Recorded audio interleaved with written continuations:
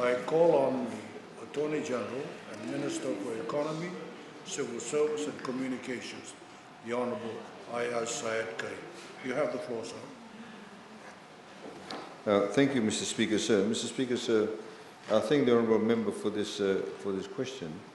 Mr. Speaker, sir, foreign reserves as of last Friday, 31 August, was around $2.3 billion, which is sufficient to cover 8.7 months of retained imports.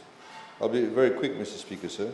In an environment where a major foreign exchange earner, the tourism sector, has been drastically impacted upon, it is critical that we move to actually protect our external stability and instill confidence by ensuring that the level of foreign reserves remain at comfortable levels while we work our way through the crisis, and this is why we want to borrow more from offshore. Mr. Speaker, sir, given the relatively large fiscal deficit due to COVID-19, borrowing offshore helps to avoid a scenario where government competes for and actually crowds out funding to the private sector and domestic market. Because if you borrow more from the domestic market, it means you put pressure on the domestic monies, and therefore those people in the private sector will actually have to compete with you. Mr. Speaker, sir, the increased offshore borrowing has also significantly raised the level of liquidity and placed downward pressure on interest rates, and hopefully these will come down very soon. Mr. Speaker, sir, the interest rates on these external loans, just to highlight, are significantly lower than the cost of borrowing domestically. Mr. Speaker, sir, we've been working with the World Bank, ADB, Asian Infrastructure Development Bank, which obviously reflects the utmost confidence in our current state of development and its future.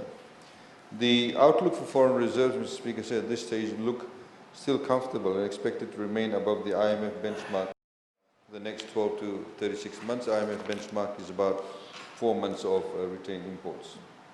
Mr. Speaker, sir, the liquidity in the banking system is currently more than adequate, around $1.077 billion as at 31 August. We expect liquidity to remain buoyant. As I highlighted earlier on, but I've got the figures now, Mr. Speaker, sir, from earlier on this year. From January to July 2020, over $1.2 billion has been given out in new loans by commercial banks and credit institutions.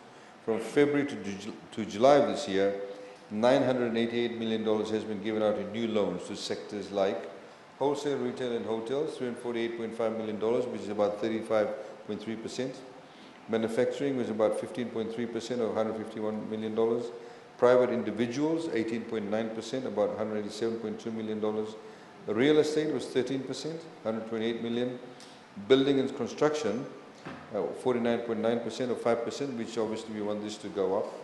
And transport was 4.1% or $40.2 million. Mr. Speaker, sir, the RBF has also injected around $500 million of liquidity into the banking system via the quantitative easing program. So that's a quick update on this, Mr. Speaker, sir. Thank you. I thank the Honourable Minister.